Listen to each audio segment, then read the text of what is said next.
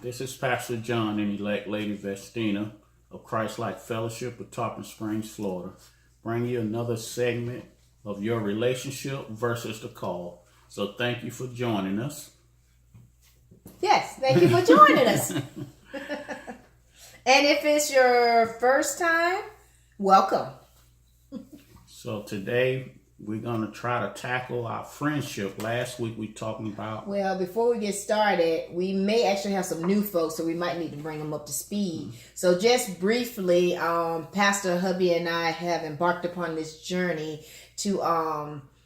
we've actually co-authored what we call strategy guides. And this is actually our third strategy guide in our 4-part series. The first one we did was enjoying the fruit of your marriage by winning 9 battles together. And then also getting your house in order. And we encourage you to go back and look at these. We have video series supporting those guides on our YouTube channel. Please subscribe. And also, you can go to our website, christlikefellowship.com, and we're also in podcast. And like Pastor Hubby said, this is topic 2 in your relationship versus the call. So once again, tonight we want to, or today, whenever you look at this, we want to talk about a friendship. And our supporting scripture comes from Proverbs 17:17. It says, a friend loves at all time, and a brother is born for a time of adversity. And before we even get into the thick of it, this particular book is about those of us who are actually in the ministry. And one of us was, one person, like in our relationship, Pastor Hubby was, it was a call on his life. He had a call on his life when we actually got together. And it was birthed out of my experience when the ministry sometimes can seem like it's the competition. And so this guide is just kind of to help you navigate that if you're in that circumstance where sometimes you're feeling like, wait a minute, the ministry is getting a lot more of your time than I'm comfortable with. So how do you adjust and navigate that so you guys can be one in this call together? So just to kind of give you a little background on what this whole relationship versus the call is all about. And the first one we actually did, we talked about, guys, I'm going to try not to say actually, romance was our first topic last week. And then now we're going to talk about friendship.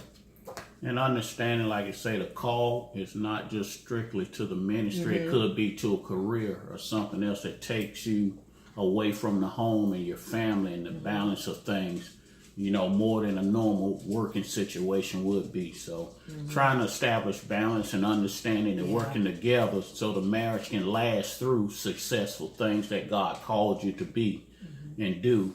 So the first one say a friendship is one attracted to another by affection or esteem.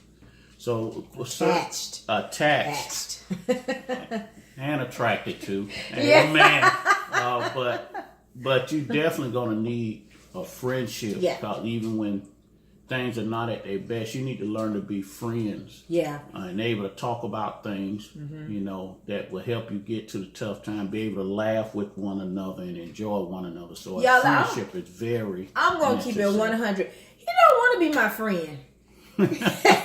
I am her friend. She want me to be her best friend. Now that's why I have a borderline where everybody say their spouse or that. Sometimes it's hard to be best friend, to actually know what that means. Yeah. I think it depends on how you define exactly. it. Yeah. So because there's things that she want to do and share, and sometimes that don't really have nothing to do with me. But see, I don't know. But that's what being a friend is that, I can care less about it, but because it's important to you, I'm going to ride with you. So we still working on that. I'm more than her friend than she is mine. Because I go and give and do more than she will. Lies. On TV, y'all. So I want y'all to be on my side when it come up again. All right? Lies. But we do, because we often discuss that, because often when you have a certain career, and certainly in the ministry, we find that we don't have a lot of people in our corner. So it almost forces couples. So it forces we're a couple that don't have a couple. A couple that don't really have a couple that we don't fit in. We're misfits. We're misfits. So we learned to fit in with each other and share things concerning the ministry, even her career, professional career. We talk about things like that all the time, and how it's affecting where we at and where we're planning to go. Right. So, and that's where the friendship really comes down to it. So, somebody else's friendship may not be the same as yours. Like you said, depends on how you define friendship and being best friends. So, I like to tease and give her a hard time. No, I ain't your best friend. Yeah. So.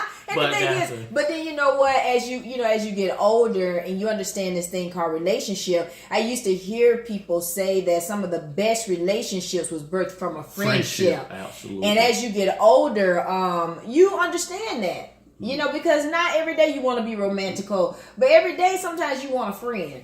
Especially if you're going through some rough times or whatever, you want somebody to bounce something off. It kind of goes both ways. You want somebody that can check you when you like, okay, you out of pocket. You may not like it, but you want somebody to be able to be that sounding board for you. And then also be your cheerleader. I mean, so, friendship, that's the reason why in this guide we included Webster's definition of what a friendship is. And that's what he read earlier, was that one attached to another by affection or esteem. So, and you grow into that. You grow into, and it develops over time because you go through different things, and I feel like you develop who you are and you grow in your relationship. Oh, no doubt about it. Because the way we got together, we wasn't even really trying to date each other. We were just hanging out with the group through the church and the things we was involved with. She said, looking at the natural things, I certainly wasn't on her radar, but as she got to know the heart of the man, as we hung out with others, we developed a friendship that turned into something neither one of us was looking for or planning. Absolutely. But God works and y'all, let's just keep it real. way. I wasn't on his list either, because I wasn't a church, even though we met in the church, I wasn't that churchy girl, what I call that churchy girl or whatever. She's not the churchy girl. I'm not the churchy girl. I have my relationship with Christ, and it's all about the relationship. But in terms of, that's my thing where we got to go to every program, be on call. No, we're not doing that. No, she's not wearing her big hat on first Sunday. So.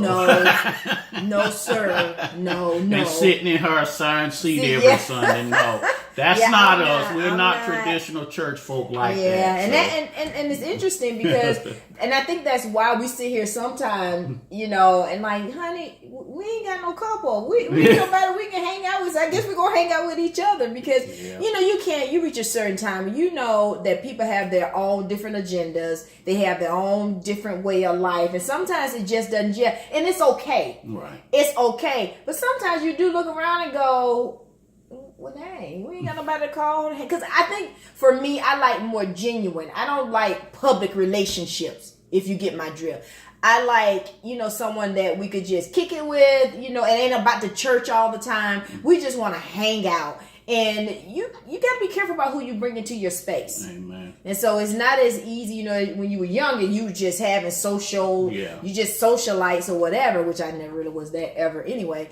But, it's about quality now. It's never about quantity in terms of, because we see people all the time just through the ministry and just different things. But in terms of people that you want to develop a friendship with, we should. Well, one thing, you definitely have to be careful, especially if you're in leadership, because we're not perfect people. Right. Everybody don't need to see those flaws in your life because everybody is not at a level to pray for you and pray with you when they see your struggle or your weakness. So that's the thing about protecting what God put in you also.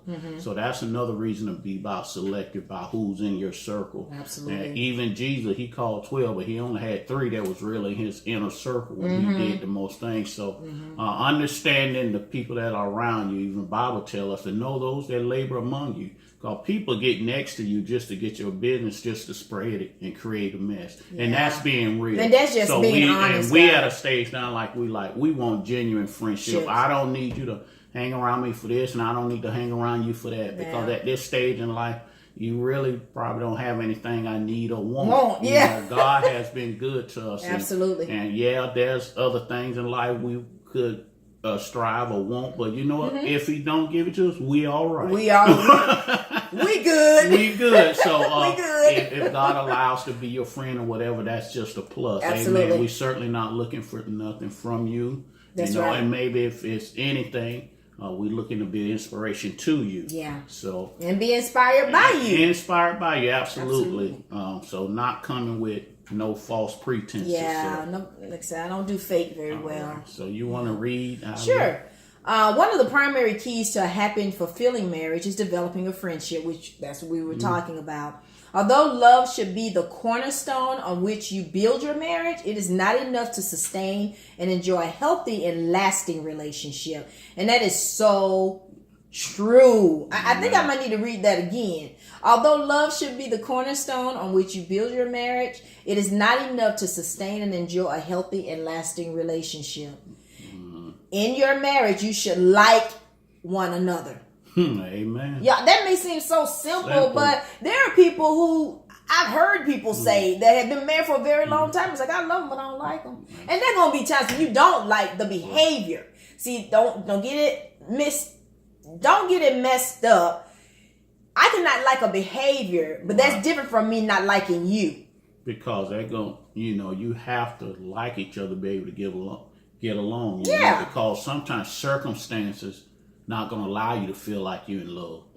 But you still like each other enough to be in the room and talk about what's going on in the circumstance. Absolutely. So those things work together. Like you said, and you have to be able to live through some things and really understand the difference to them. Sometimes they look so much alike in love. Yeah. And lust can look so much alike. All those L's. Yeah. Like so love, look lust. out for the L's. Yeah.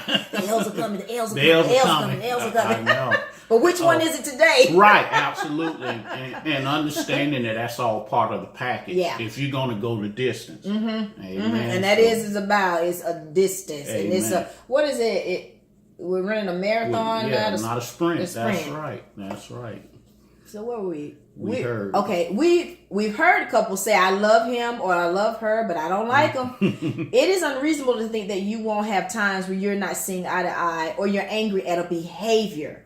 But there's a difference between not liking a behavior and not liking your spouse. And that's a tough thing when you get in a relationship. And this is where I've seen this happen a lot. When people get married young because they had children. Amen. And that's the thing, and not judging, but that's what I've seen it the most is a lot of times they're still growing and learning themselves. And when they bring a child into the mix at an early age, your attention is to that child, taking care of that child, everything. But then when the children get up and they don't need you as much, then you're looking at each other like, I don't even like you. Why are we even here? And then you drift. If you stay together, you're married, living single, and who wants that? Amen. Or you find yourself in divorce. Amen. And we can talk to that because I often talk to my wife about that because I have been a product of that, being married right out of high school because there was a baby involved. Graduating in June and getting married in September. Didn't know nothing about life myself, but here I am marrying somebody, and they still had another year and a half in school to go. And we didn't have sound counseling, for us to go through 15 years of just struggling, several kids, and only to wind up divorced. It really wasn't fair to her, and wasn't fair to me for those that was giving us time and the children involved. So you got to really think stuff too and learn to be friends and not get caught up, like you say, from the lust and the situation of things, and having sound counsel about what a marriage really takes to make it and go the distance. So, and don't get me wrong, it's like and oftentimes it has so little to do sometimes with age, but the wisdom, like you said, under wise counsel. Not saying, because there are plenty of people who got married young, had kids, and flourished. They learned to grow and develop and do all of that and able to stay together. But it does come down to what is your foundation, who is your counsel. So it's that whole friendship thing. Relationships is just it's worth it, but it's work. It's work, amen. It don't just happen. I like you, I love you. All of a sudden now we could just skip down the lane or whatever, and everybody's happy. But life happens, man, that'll knock the wind out of you. And the good thing about it, but even on that flip side, if the wind knocks me out, I want my partner to be there to help pick me up. You know, that's what relationship is like. We got each other's back, the good times, bad times, ugly times. And here's the thing, guys. I've heard a couple of like couples that I know that have been married for years, and they said that divorce was not an option. And I heard that a long time ago, whatever, but you know, it never, but now I get it because marriage is a choice. Yeah. There's always going to be something that happens or whatever that make you say, you know what, I'm out. You know, this too much work. I don't feel it, you know, and people go through, because you're not always in love and then all the time. It's about a choice.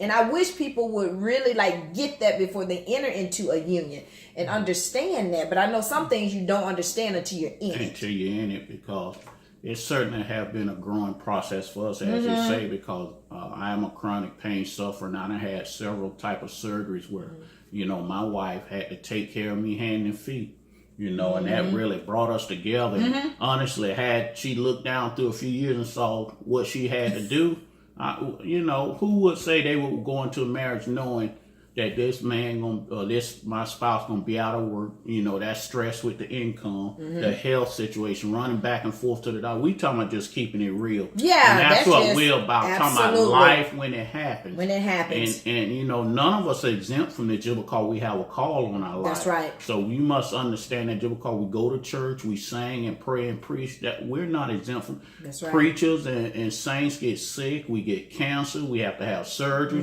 We are subject to everything this life has to offer. So make sure you got a good spouse. Y'all have a good understanding. When you take them vows, say through better or worse, through richer and poor.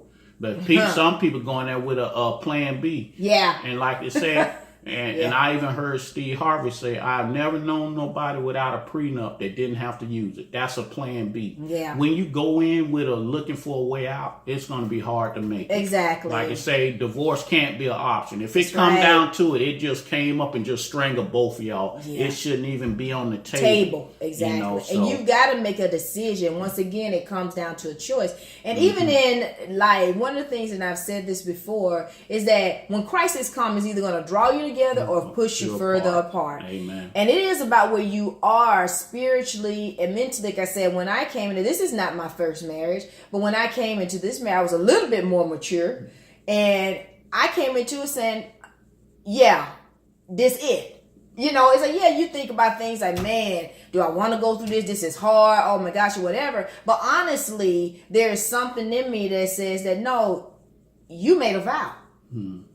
You gonna stick here. God brought you to it. He'll bring you through it. So, and I can't, you know, we ain't gonna be that transparent to just get down to the nitty gritty of things. But what I can tell you is that God has strengthened us, our relationship, through the things we've gone through, you know, and has strengthened me. And it showed me, wow, something in me so strong, you know, okay, God, I'm gonna walk with you. I don't like this, but you know, we got this. And then as we get through it and we look back and we like, whoa, made it through that. Wow, yes. And like a lot of time, God have to show a lot of us that we're a lot stronger than what we know. So when you don't know you need him until after you went through something. Like say, you never know you need a doctor till you get sick. Yeah. You don't never need a lawyer until you get in trouble. And God has promised to be all those things. So as we go through the storms, he's going to be there. And like you say, once you get so far down the road, you're going to look back and like, oh, we survived that. Yeah. And we're thriving on the other side of it. We're better for it. Amen. Yep. So we suggest, what we got here? Suggestions to establish and build a friendship. Amen. So you can take that over. Okay, yeah. So what we threw out here is like you can list the top 3 activities your spouse enjoys and participate in some of the activities. Now, here's the thing. My husband loves sports. I don't. Not a little bit. Not even a skosh, okay? Now, I'll sit there, he'll watch track. I mean, if there's some competition, he's all about it.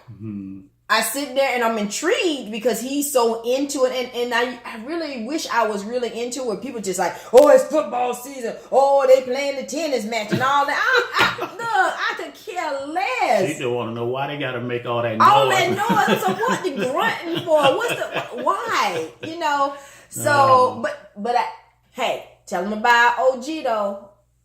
Oh, wow. Okay, that's an activity you like that I wasn't down for initially. Absolutely. Okay. OG is a gold wing trike motorcycle I bought, and she was fighting me tooth and nail about getting the motorcycle, but I got the 3-wheeler, which was a little safer. And the first day I brought it home, I rode her so much, I hadn't rode in a while. My hands started going numb, so I brought it home. She told our dog, I guess your daddy got tired. I was enjoying myself. So I do have activity that we can get out. We go to breakfast. We go out for a ride. This last week, we went down a long road called Anclote on a back road, enjoy the breeze. There was a couple of parks down there. We pulled in and looked at the water, and we just find new ways. And I talked about people. And yes, that's her favorite thing, talking about people and for them to leave their door open so she can look in their house. Oh, yeah, so y'all. We love riding through neighborhoods. Yes, I love just. Yes. I'm just intrigued by how people live. Not for malicious reasons. It's just interesting to me. But it's a different level for us because, with my health restriction, I no longer can be active with certain things. So we figuring out new ways how to spend time together and enjoy one another. Yeah. So, and that's what you have to do in stages, and there's going to be ages and stages. That's right. You got to learn how to, transition with life and like I say, find different things to keep the marriage interesting or keep you interested in one another. Absolutely. Yeah. So time bring about changes. So you can't just sit on the couch because you can't do what you used to. Right. What else can we do now in this part of our life to help our friendship? Absolutely. Yeah, you have to be creative, and that's what love does for you. Yeah. Remember, I said love motivates, faith sustains. Amen. And I'm motivated because I love this man. And so it's like, okay, so what do we do when you stop trying? Right. That's where I think relationships dies and they suffers when you just give up and you stop trying. There's always possibilities. When you're in it for the long haul, you looking for. And it's kind of exciting, too, to find out, okay, wow, I didn't realize I would enjoy that. Right. So, but he will watch, I'm a YouTube head, so he will watch YouTube videos with me. Yes. I am low maintenance, y'all. I mean, I'm an introvert. I'm a homebody. I'm good at the house, you know, and I'm happiest when I'm at home. And if we go do stuff or whatever, he can go on, or whatever, but as long as he give me my quality time. Yes. And even though I lost a little weight, I still squeeze on the shades. Yeah, we sit there, y'all. It's such a pathetic scene. We sit there all up. Like, you good? You good? Slide over the table. Let me chill on the side. And then our fur baby try to jump between us, y'all. The shades about that big. That's our family time. That's our family time. YouTube videos, and we sitting there, and then eventually we fall asleep. Yeah. But hey, that's how we love. Amen. Amen. So yeah, it's like and we just say, the top 3 activities, just try to, even if it's not something like I'm not a sports person or whatever, but try to, even if you just ask them about the activity, the person that enjoys it be happy to share that information with you, try to educate you. So there's different ways you can participate in what they like to do, and that develops the friendship. Amen. And then also think about favorite topics of discussion. Lord Jesus, the God in sports. He can go all day. All day. And so anything I can throw out. At least mine's simple now. Yeah. When I was 20, the topic would have been this big, but now I know what's important. Yeah. God is necessary, and sports is optional now. Yeah. I find myself even, changing concerning sports, even with the TV now. Mm-hmm. Even when my wife go to work, she's been working from home lately. Very rarely do the TV come on anymore until she get home, or we watch it YouTube, because now I'm thinking more about family things. I got a lot of stuff going on with the family, getting ready with the church.